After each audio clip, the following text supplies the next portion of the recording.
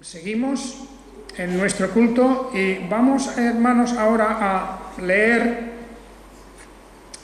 en el Evangelio de Lucas. We are going to read from the Gospel of Luke, chapter 13, and verses 31 to 35, the last section.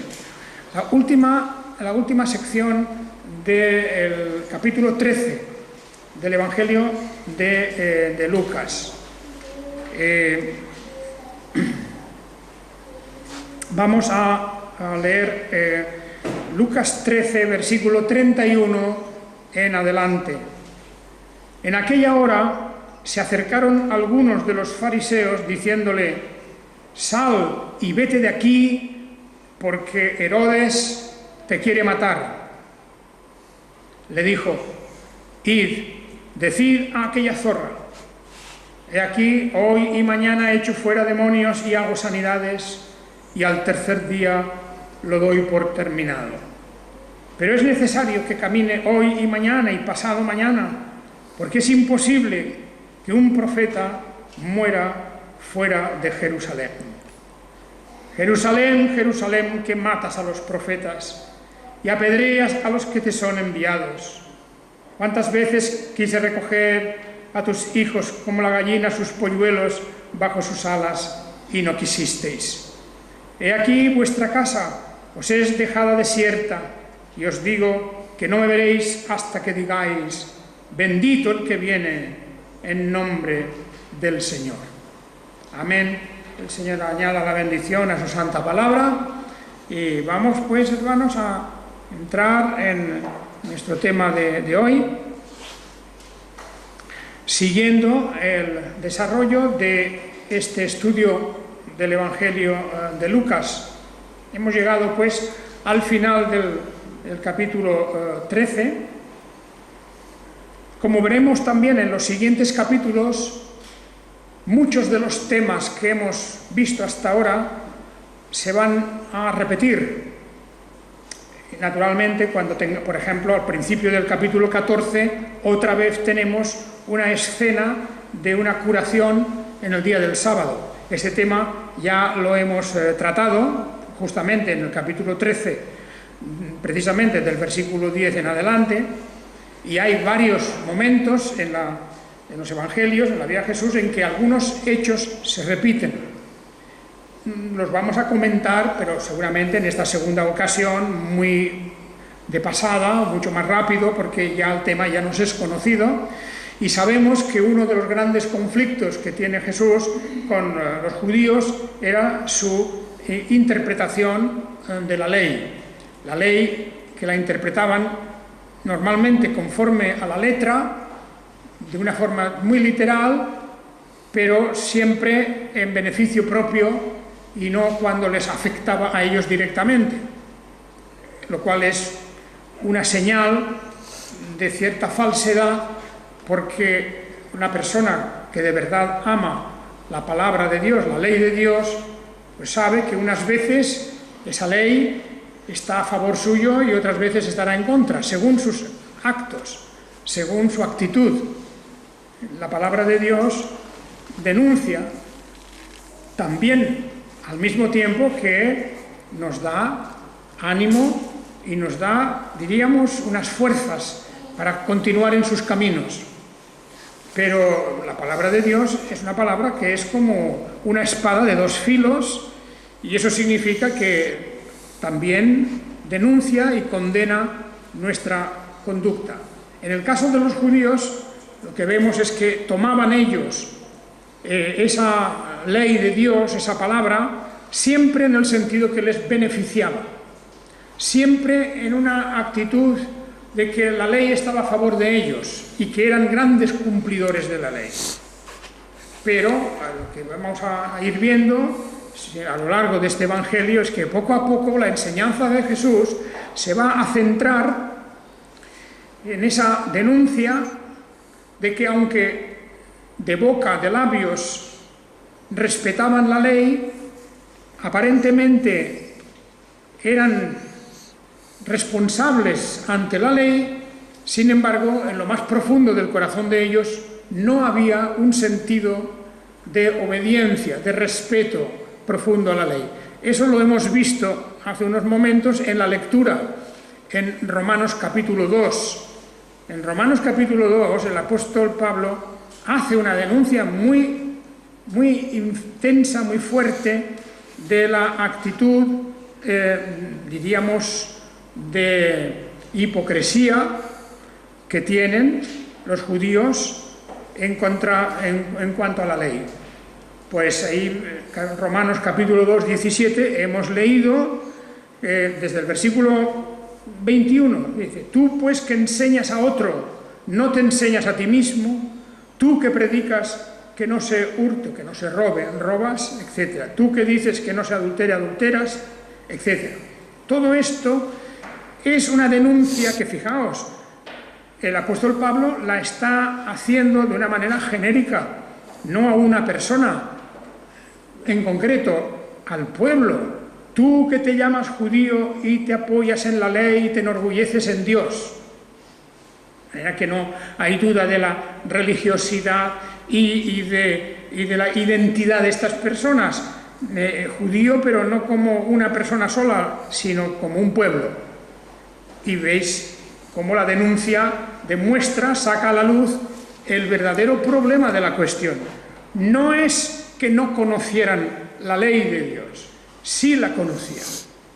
El pueblo de Dios en general conoce la ley de Dios. Y fijaos que aquí está hablando de la ley y se refiere a los 10 mandamientos, ¿verdad? Porque los ejemplos que saca son los propios de los mandamientos. Tú que dices que predicas que no se robe, robas. Tú que dices que no se adultera, adulteras. Tú que abominas de los ídolos, profanas templos. Tú que te jactas de la ley, por medio de la infracción de la ley deshonras a Dios. La ley en el sentido de esos 10 mandamientos. Es suficiente con eso. Es suficiente poner los 10 mandamientos ante nosotros para desmontar cualquier idea de perfección que uno tenga. Solamente con esos 10 mandamientos, que es la esencia misma de la ley. Pues bien, diríamos que el enfrentamiento constante del Señor Jesucristo con su propio pueblo a lo largo de esos años de ministerio público es un enfrentamiento de esta clase. Conocen la ley, pero no cumplen la ley.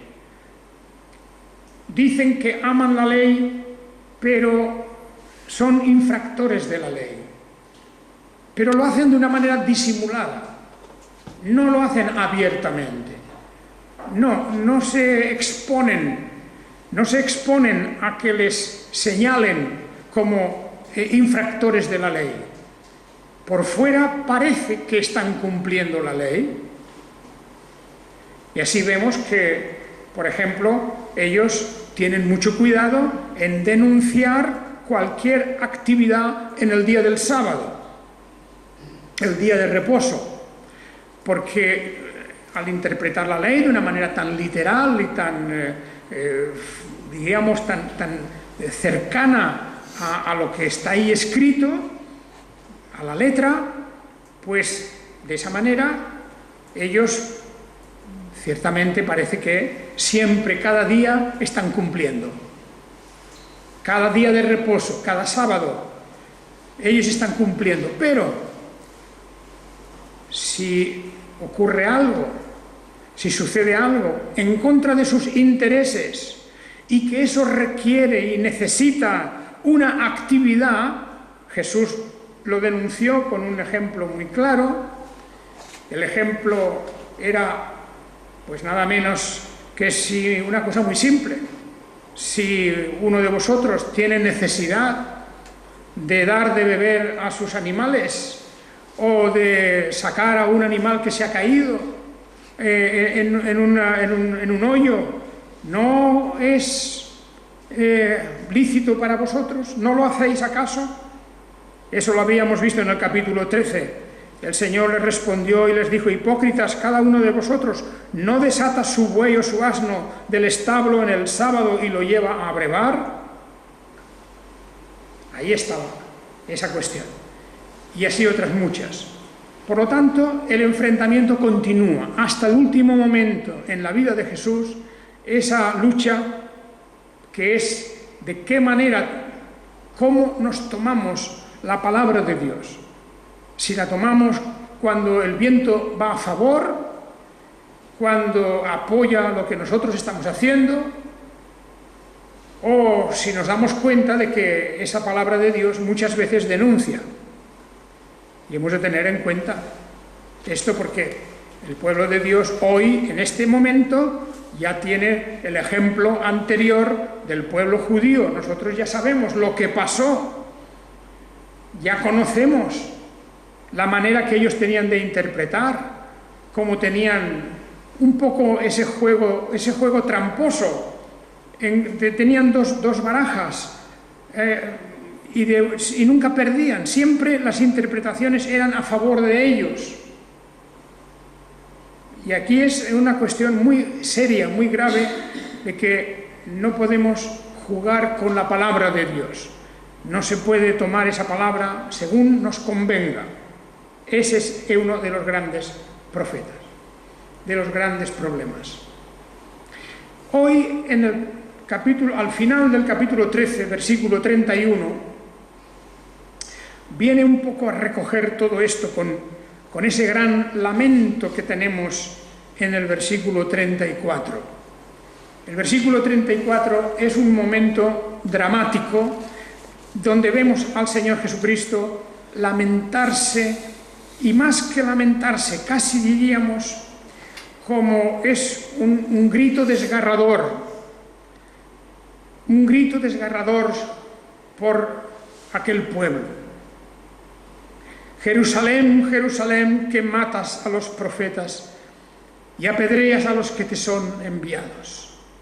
¿Cuántas veces quise recoger a tus hijos, como la gallina sus polluelos bajo sus alas, y no quisisteis? Fijaos aquí ese lamento del Señor que hemos de comentar dentro de un momento también. Porque ahí es donde el Señor expresa lo que hay en su corazón. Al ver la marcha que llevan, el camino que han tomado aquellos que le están escuchando, particularmente los sacerdotes, los fariseos, todos estos escribas y doctores de la ley. Pero antes, en el versículo 31, hay algo curioso.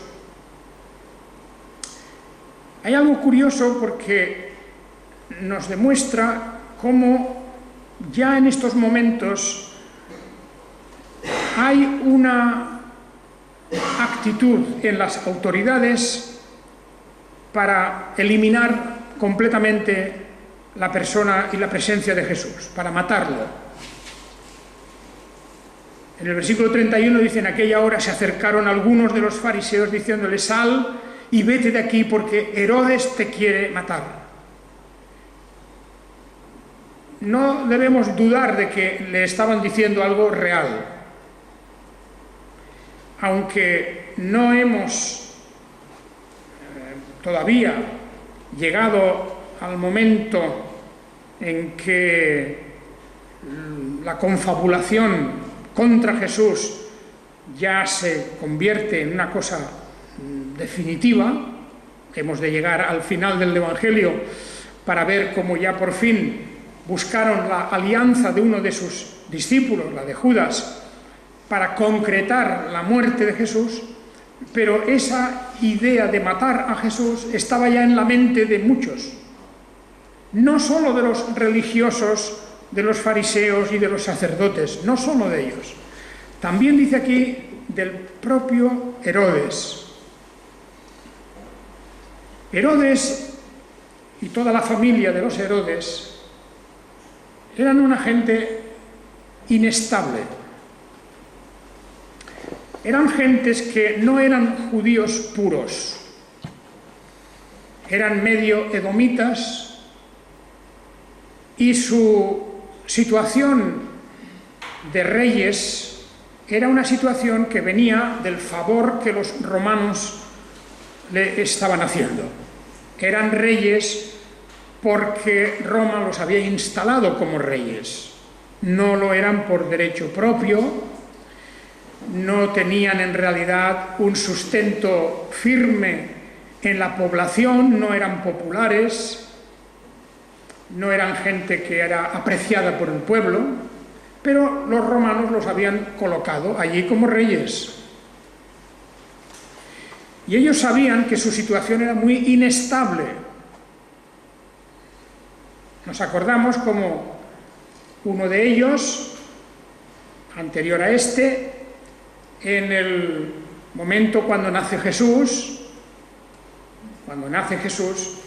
y oye que ha nacido el rey de los judíos, cuando las señales y la visita de aquellos hombres de Oriente le dicen que ha nacido un rey para los judíos, él lo toma al pie de la letra y piensa que su situación está en peligro y manda matar a todos los niños en la zona de Belén porque allí había nacido, los niños hasta una determinada edad. Y toda la familia tenían esa obsesión, era una especie de paranoia, de que alguien quería quitarles el trono, de que ese pueblo que estaban ellos gobernando más o menos subsidiariamente, pues era un pueblo que no les quería. Y efectivamente, se habían construido fortalezas, se habían construido palacios, algunos de ellos fuera, bastante lejos de Jerusalén, por cierto, como refugio, en caso de que estallara una revuelta contra ellos y tuvieran donde ir a ampararse. De manera que la actitud de este Herodes es la actitud de alguien que veía un problema en la persona de Jesús. La fama de Jesús se había extendido por todas partes, hasta los palacios. Todos conocían quién era Jesús ya, las cosas que había hecho, cómo el pueblo estaba en gran parte con él, por lo menos hasta este momento. Ya sabemos que la voluntad del pueblo se mueve como las olas, y este mismo pueblo que admiraba a Jesús, que se alegraba porque hacía callar a los fariseos, todo este pueblo luego se reúnen allí delante del juicio de Jesús y piden que se le crucifique. De manera que la opinión del pueblo, sinceramente, en este momento no cuenta y en aquel momento tampoco cuenta. No, porque no está sustentado en la justicia y en la verdad. No está sustentado en la justicia y la verdad.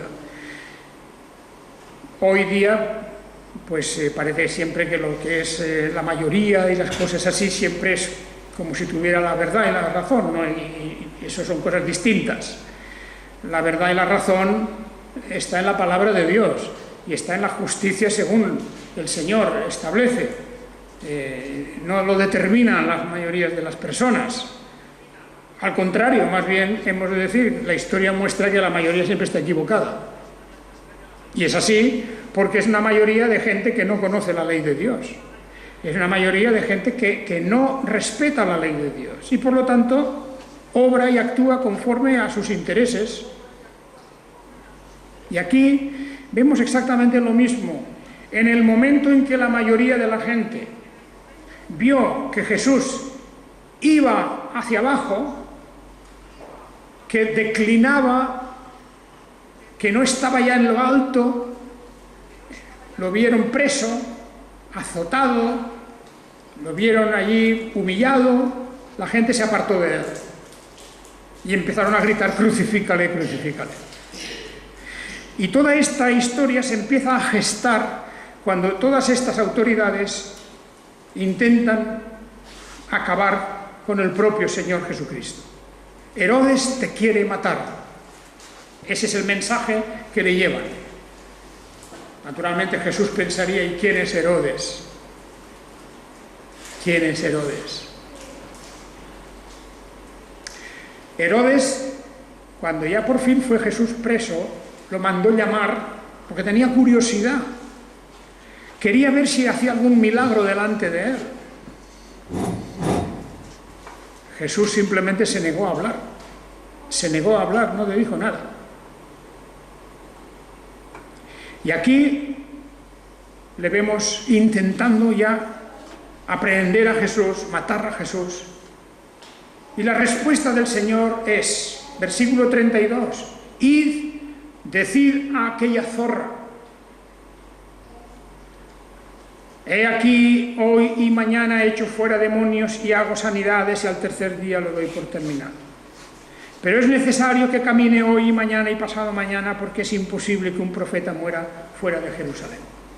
¿Qué quiere decir Jesús con estas palabras? Bueno, quiere decir que todo está perfectamente planificado en su vida.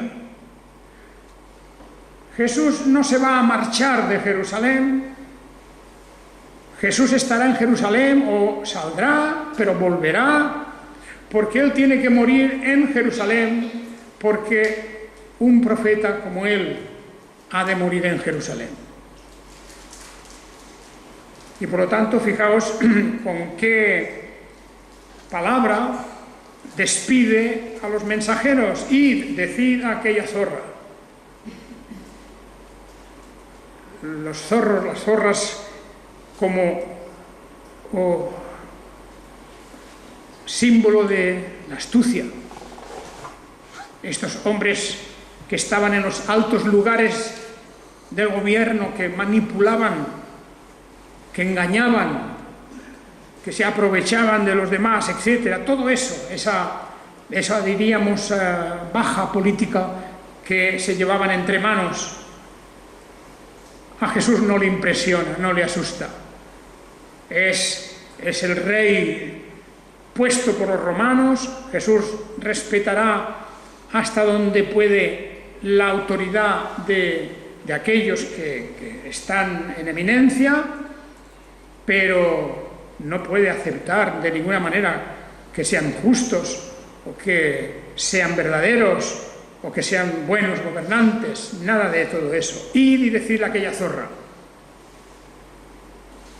Y le dice, hoy y mañana he hecho fuera demonios y hago sanidades y al tercer día lo doy por terminado. Es una manera de decir, yo hoy y mañana estaré haciendo lo que tengo que hacer y cuando llegue el momento de terminar, terminaré. Pero no voy a salir de Jerusalén porque me busques para matarme. No voy a salir huyendo, acobardado, en el pánico de la amenaza. ¿Quién es Herodes?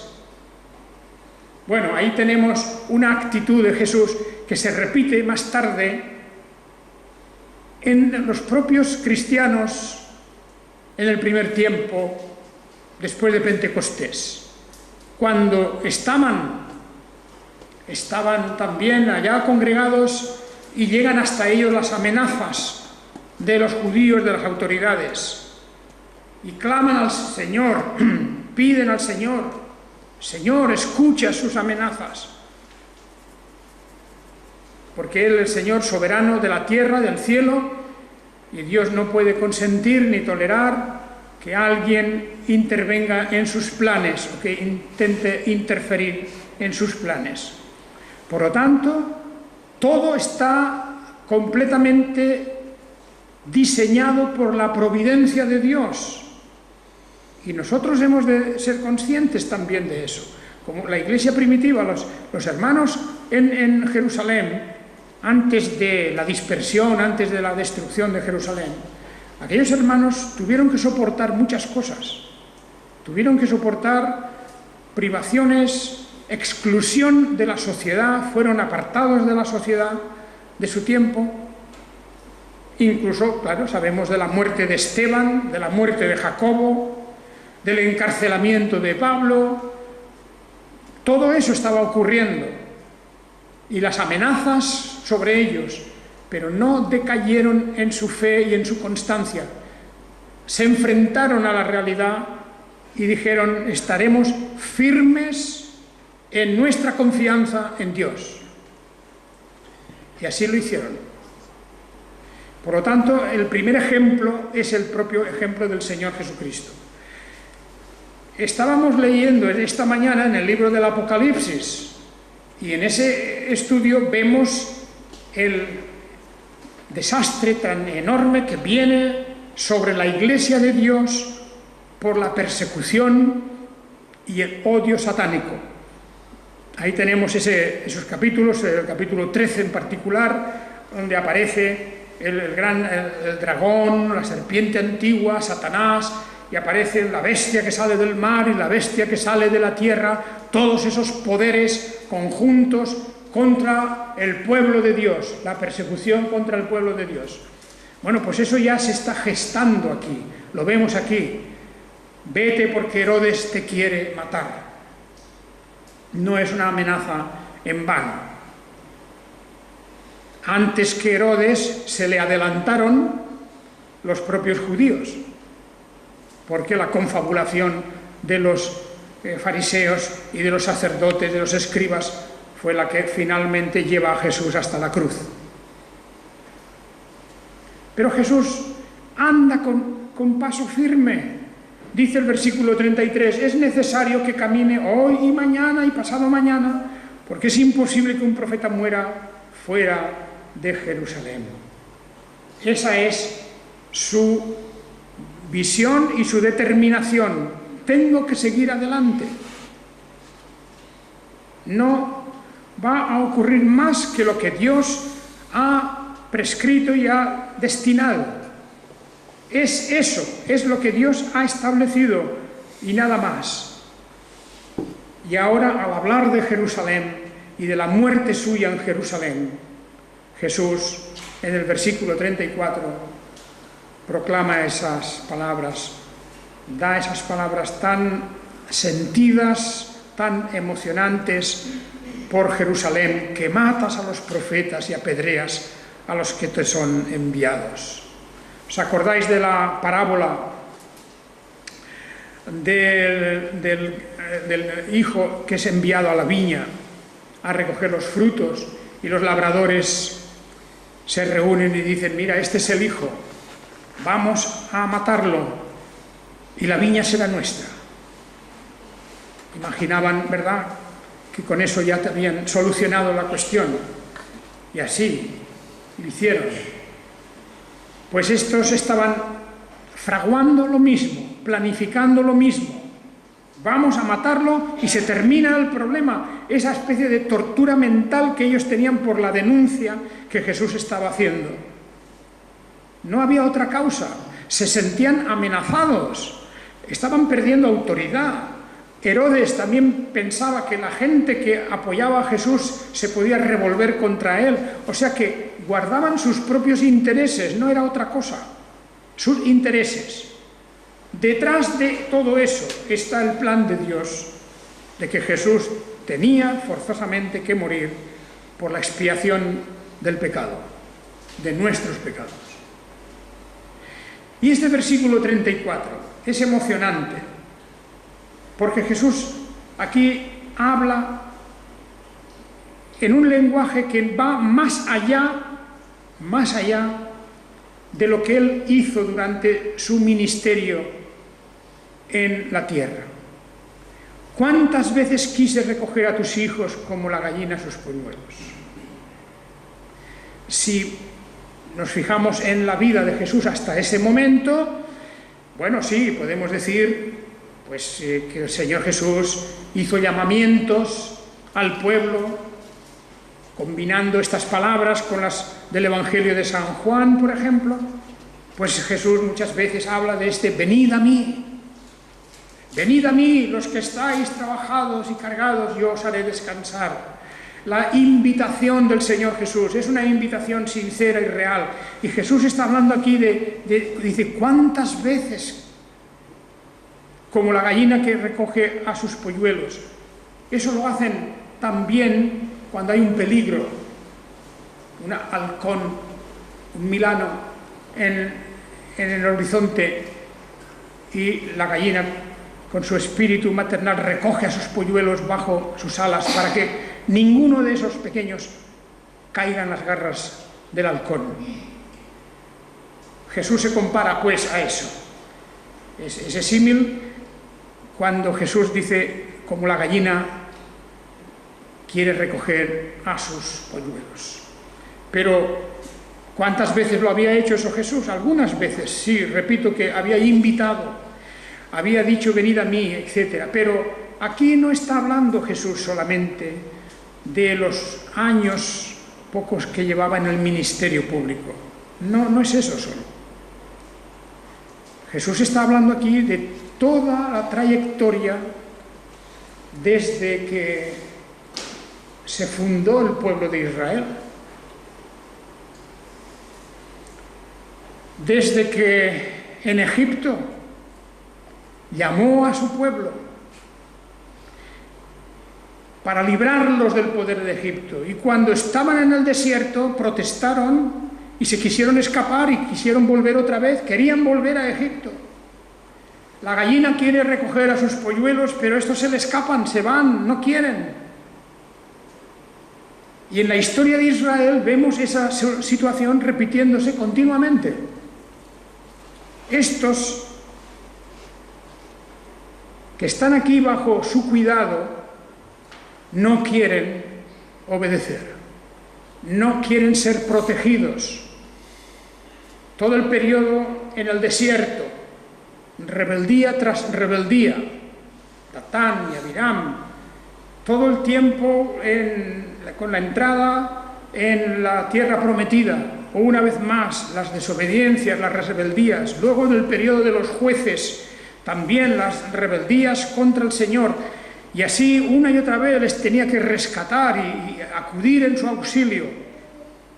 Pero en definitiva, la historia entera de este pueblo es que al final no querían y llegaron a la destrucción, primero el reino del norte y luego Judá, la destrucción de Samaria y la destrucción de Jerusalén. Así, es una historia que indudablemente justifica el por qué el Señor aquí se lamenta: Jerusalén, Jerusalén, que matas a los profetas y apedreas a los que te son enviados. Qué historia, qué oposición de este pueblo contra la verdad. Por cierto, hay una cosa en este versículo 34, que yo sé que la interpretación que le dan algunos hermanos en favor del libre albedrío y de cómo la voluntad del hombre es superior a la voluntad de Dios. Porque en realidad lo que están diciendo es que la voluntad del hombre es superior. Porque como dice aquí, que sacan fuera de contexto todo esto, pero dicen: ¿cuántas veces quise recoger a tus hijos como la gallina sus polluelos bajo sus alas y no quisiste? Dicen, pues ves, si no quiere una persona no hay manera de ser salvado. Como diciendo, es la voluntad del hombre la que prevalece por encima. Eso no es lo que está diciendo aquí, porque no está estableciendo una doctrina general. Y naturalmente hemos de decir, claro que no quisieron, nadie quiere, porque no hay justo ni aun uno. No hay quien busque a Dios. En el estado natural, fuera de la gracia, nadie quiere acercarse a Dios. No es un movimiento voluntario el ir a Dios, ya nos lo dice el apóstol y lo dice las Escrituras: no hay justo ni aun uno, no hay quien busque a Dios, no hay ni aun uno. Por lo tanto, hay una oposición de la voluntad humana fuera de la gracia, una oposición a la voluntad de Dios. Dios quiere que obedezcamos su ley, pero lo normal es no obedecerla, porque el hombre natural no obedece las cosas de Dios. Dios quiere que amemos al prójimo como a nosotros mismos, pero resulta que no lo estamos haciendo, porque si no es por un hecho, un acto de la gracia de Dios, de la gracia que inunda nuestro corazón, no se puede hacer. Solamente podemos amar al prójimo como a nosotros mismos cuando la gracia de Dios domina nuestro corazón. Entonces sí, entonces podemos amar. De la misma manera, cuando Dios nos llama por ejemplo, incluso con el beneficio nuestro, para protegernos. No vamos, porque nuestra reacción natural es la de no aceptar eso. Aceptaremos si la gracia de Dios nos lleva a aceptarlo. Eso lo vemos en la historia misma de este pueblo, en la antigüedad, cuántas y cuántas veces el Señor les llamó y no quisieron. Claro, no quisieron porque estaban en el pecado. Estando en el pecado, estando en la rebeldía, es imposible, no se quiere, y esa es la actitud natural del hombre. De manera que aquí no se habla de esta cuestión aquí, de si la voluntad humana, dicen, claro, se refieren a la voluntad humana en toda circunstancia, sea superior o más fuerte a la voluntad de Dios. Por eso cuando alguien dice, es que si tú no quieres, Dios no te puede salvar, dicen algunos, que es una gran barbaridad, claro, porque ¿quién es nadie para poner límites a lo que Dios quiere hacer? La voluntad de Dios, una cosa es la voluntad declarada, por ejemplo, en su ley, tienes que hacer esto, esto es lo que yo quiero que hagas. No lo haces, no es porque Dios no tenga poder, no es porque la voluntad de Dios sea débil, no, es porque eso es la voluntad declarada suya de lo que debemos hacer. Lo que debemos hacer, que no lo hacemos porque nuestro corazón natural, sin la gracia, es incapaz. Se rebela contra Dios. Hasta dentro del pueblo judío. Hemos leído en la carta a los Romanos. Tú que dices que no hay que robar, robas. Tú que dices que no hay que adulterar, adulteras. Tú que dices, etcétera. De manera que esa es la actitud que tenemos aquí. No es nada. Lo que hay sí que hay en este versículo. Lo que sí que hay es un lamento profundo, una tristeza muy grande del Señor. Una tristeza. ¿Cuántas veces quise recoger a tus hijos? Como la gallina a sus polluelos. Y el ejemplo que pone es de una manera suave, natural, no a la fuerza, no violentamente, indudablemente que podía hacerlo. El Señor Jesús, Dios puede, si Él quiere con su poder y su fuerza, hacer lo que quiera. Pero no estamos hablando de ese tipo de poder. Estamos hablando de la persuasión de la palabra de Dios y del acto en que el corazón humano sea transformado para adorar al Señor y para obedecer sus mandamientos. Por lo tanto, lo que vemos aquí, como digo, es ese sentimiento triste, pero al mismo tiempo real y verdadero. Y por eso el Señor les avisa: como no habéis querido, como tantas veces ha ocurrido, yo os envié profetas, a unos matasteis, a otros apedreasteis. Ahí tenemos a aquel gran profeta Jeremías anunciando y anunciando la catástrofe que venía sobre el pueblo de Dios y la burla con la que fue recibido, el desprecio y la violencia con la que fue recibido ese gran hombre de Dios. Pues lo mismo ocurre aquí con el Señor Jesucristo. Al final se burlan de Él, le menosprecian y violentamente lo llevarán a la cruz. Pero Él avisa, vuestra casa os es dejada desierta, y os digo que no me veréis hasta que digáis, bendito el que viene en nombre del Señor. Lo primero es el anuncio de la destrucción de Jerusalén. Vuestra casa os es dejada desierta. Jerusalén, Jerusalén, la joya del pueblo de Israel, la ciudad santa, de la habitación del Señor, de la historia de las maravillas que Dios ha obrado con este pueblo. Todo eso, esa Jerusalén, será deshecha, destruida, arruinada. Y el Señor marchará hasta que digan, bendito el que viene en nombre del Señor.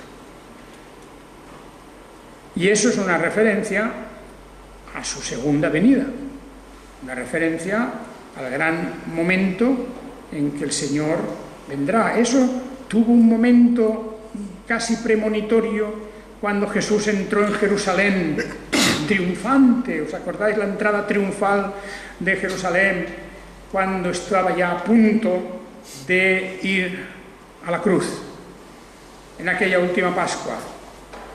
Toda la gente le recibió: bendito, Hosanna, Hosanna, el que viene en el nombre del Señor. Eso lo dijeron también antes, pocos días después o pocas semanas después de todo esto, lo dijeron. Pero luego cambiaron de opinión. Crucifícale, crucifícale, los mismos. Jerusalén iba a ser destruida. Nadie se lo creía, nadie se lo imaginaba. Pero es así. Y aquí vemos, para terminar esto, es la imagen de la tristeza y la desolación del Hijo del Hombre, del Hijo de Dios, que está llamando a esta gente, porque está viendo el final de ellos. Vuestra casa quedará desierta. Ya no estaréis aquí. Es un aviso tremendo. Y todos nosotros hemos de tomar siempre lección, nota de estas cosas. En todos los detalles, en todos los aspectos. Andar en el camino de Dios es algo seguro y bueno. Puede ser difícil, pero estar en el camino de Dios es lo bueno. En cuanto nos salimos del camino de Dios, en cuanto vamos fuera por el campo, ya hemos perdido. Hemos perdido la orientación, hemos perdido la paz y la tranquilidad. Andemos en el camino del Señor. Eso es. Y cuando escuchemos la voz suya, de su palabra escrita, de la palabra predicada, de cualquier forma que la palabra de Dios nos llegue, hagamos caso. Porque no es eso. Todo esto no es una cosa ficticia. Es la historia misma que nos confirma, y la palabra nos lo ha avisado antes, y la historia nos lo confirma. Así han sucedido todas esas cosas. Haga el Señor que, en las palabras de Jesús, Jerusalén, Jerusalén, ¿cuántas veces? Y de la misma manera podría poner el nombre de uno, el nombre de otro, el nombre de otro, porque no se refiere a Jerusalén, a las piedras de Jerusalén, se refiere a las personas de Jerusalén, a las personas. Igual que en la iglesia de Dios, la iglesia no son estas paredes, somos las personas, y el Señor nos llama para que hagamos caso a su palabra.